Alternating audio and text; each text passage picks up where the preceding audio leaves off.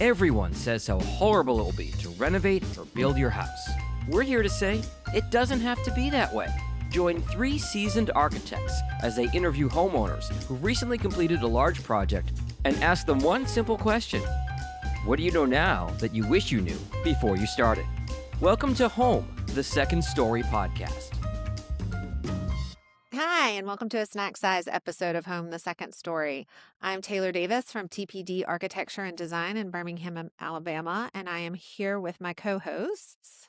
I'm Sherry Scott with Springhouse Architects in Cincinnati, Ohio. And I'm Marilyn Modinger with Runcible Studios based in Boston, Massachusetts and Lancaster, Pennsylvania. Okay, so today we're going to talk about quality of workmanship in our little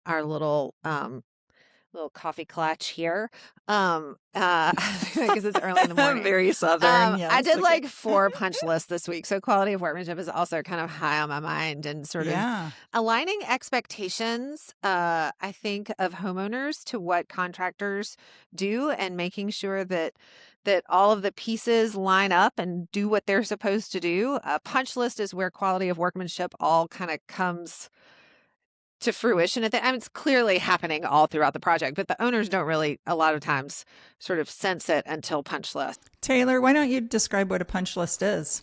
Punch list is an architecture term, contractor term, and what it means is that we go through at the end of a project, really before the subs are sort of released, with some standard things that we check along with the homeowner. So we go through, say it's like kitchens and bathrooms, make sure all the cabinets are working properly, that the drawers open and close, that they don't bang up next to each other, that there's no paint chips on things, that there's no funky stuff on the floor where it's been scratched, that the hot and cold water works, the disposal works, there's caulking in the right places, all those sorts of things we kind of go through at the bitter end. And most of that is finish work.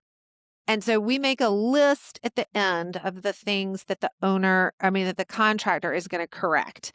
And we walk around with orange tape, it's our signature color, and leave it on all of the sort of spots. And we take pictures of it and make a spreadsheet, and we submit that report to the contractor. And the contractor goes through and works through those items on the list. We have another walkthrough at the end, most of the time, to just confirm that those things have been done.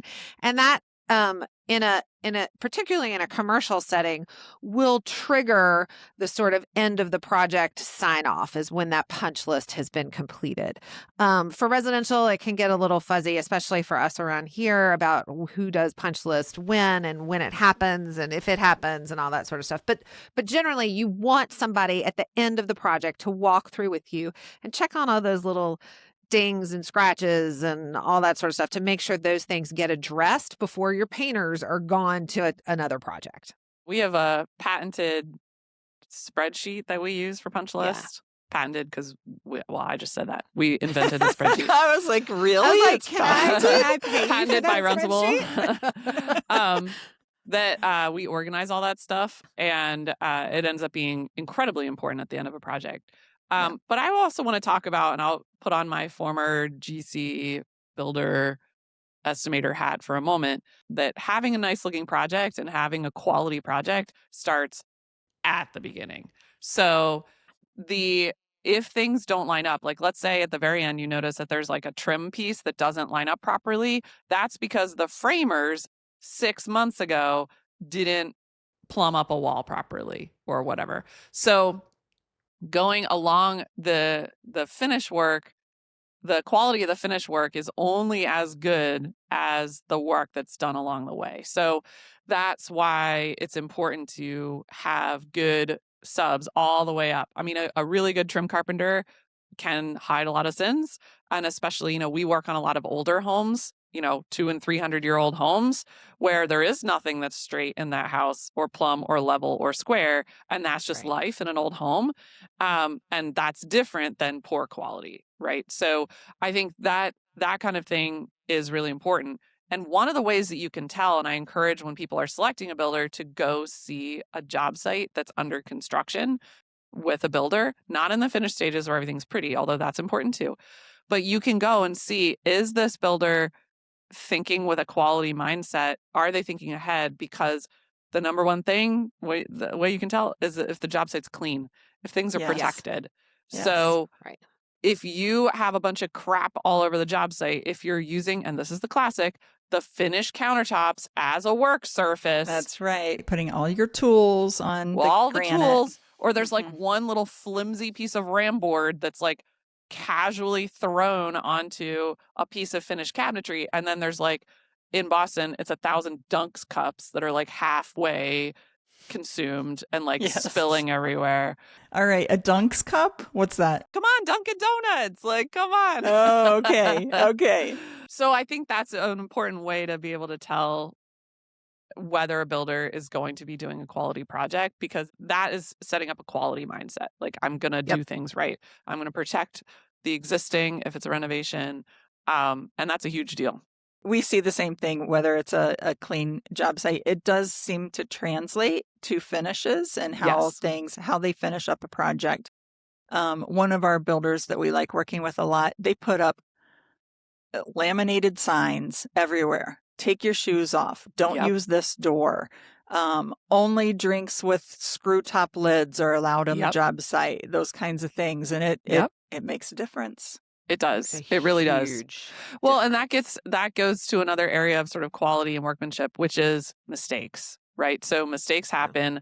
You know, there's the mistake of all the Dunks cups getting spilled everywhere, and because they weren't screw top lids. So that's obviously a preventable mistake. But maybe we talk for a second about mistakes that happen that are related to, you know, if it's a quality issue or a workmanship issue, like to what extent, because mistakes are different than just lack of workmanship. So if we go on the job site and we see, wow, this trim job, like, it's just not good quality, what do we do? What does an owner do? You know, if we're there, we go to bat for the owner. I was going to say, it depends on who else is there.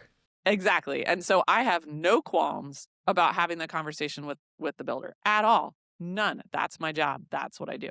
If there's no architect on the site or on the project, then it's the owner who has to discuss it with the contractor and say, this isn't quite up to the level of quality that I expect and that I'm paying for. If you're not ready to have those conversations, probably once a week, then you probably need someone to help you through construction. Right. Yeah, and I think too, having somebody help you through construction to sort of monitor what mistakes and quality really looks like, because there can be very unrealistic expectations about what a contractor is actually able to do. 100%. I have been on a walkthrough with a client, God bless her, who had measured the fact that a deadbolt on a back door was 1/8 of an inch off of center, and she wanted it to be corrected. Well, I'm sorry, like that's not going to happen, and I'm not going to be able to. We would have to redo the whole door for that. And if the lock set works correctly and it's able to be bolted, and nobody else is going in there with a tape measure, that may not be a place where the contractor is obligated to fix it. If the door doesn't close and it doesn't work, and the lock set isn't working properly, that's a different correctable offense is the wrong word, but a different correctable challenge. And so issue. So I think that having somebody with you to help you understand what the level of expectation should be, and that's based on the contractor and the build and the materials and all of those things that go along with it. But I think that's an important, like, having that third party can help you gauge, oh my God, this isn't 100% right. Should I go freak out over this? Should I freak out?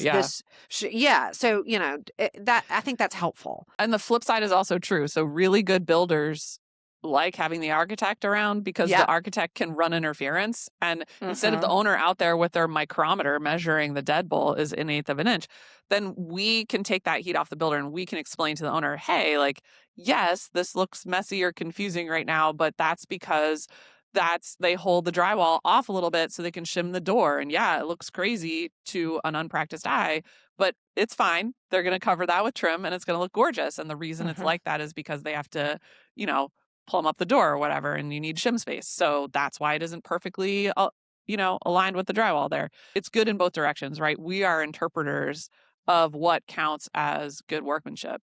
I also want to say too that workmanship is actually defined often legally. So, or at least there's case law for it. So and precedent. So, for example, what counts as a properly installed wood floor?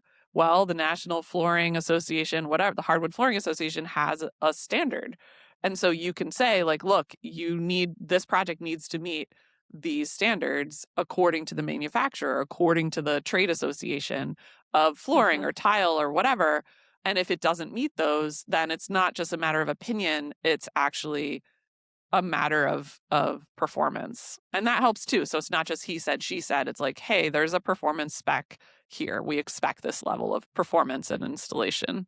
Yep. I want to jump back, Marilyn, to what you were saying, that it starts at the beginning. A lot of the quality issues start from the beginning. And also, when you catch the quality issues makes a difference, the timing of it. So one of the things we can tell during framing. So if you catch a door off center, like at the end of a hallway, say the door's off center, if you catch that in framing, a good contractor is going to be like, yep, that's off. Yep. And it takes 5 minutes to fix.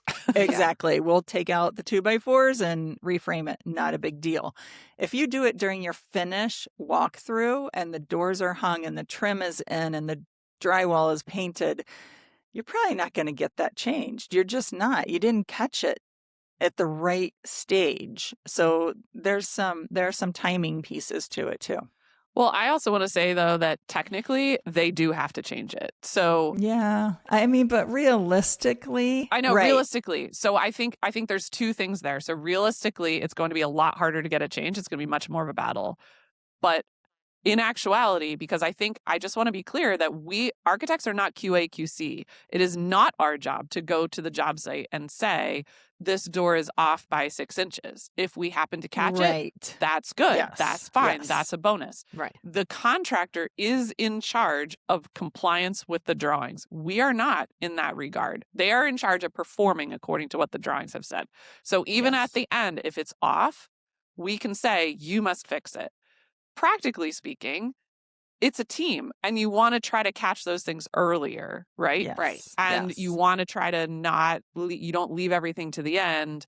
And the more times we can be on site, the more likely it is that we're all talking through things and we see things. Yep. But that's a big misconception. The architects are there to check everything. And I've had contractors push back on me on that. And they say, well, you didn't catch this.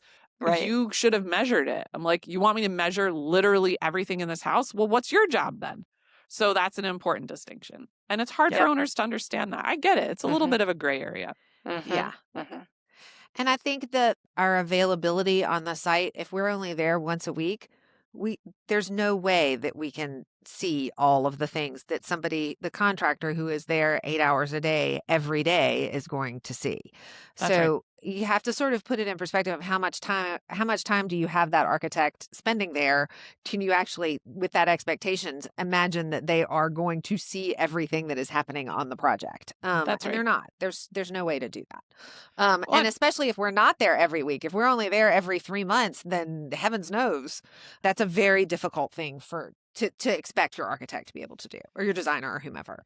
Yeah. And I think that's why it boils down to one of the best roles that we play during construction as designer, architect, in that sort of role is being a sounding board for the owner who says, hey, I saw this. I don't know. Should we accept this? I don't or I have a question about how things are going. I'm confused about why this is that way, or, this looks ugly to me because it's off. Like, why is that? And that's one of our biggest helps to the client. So how else are they going to find out what is or isn't acceptable?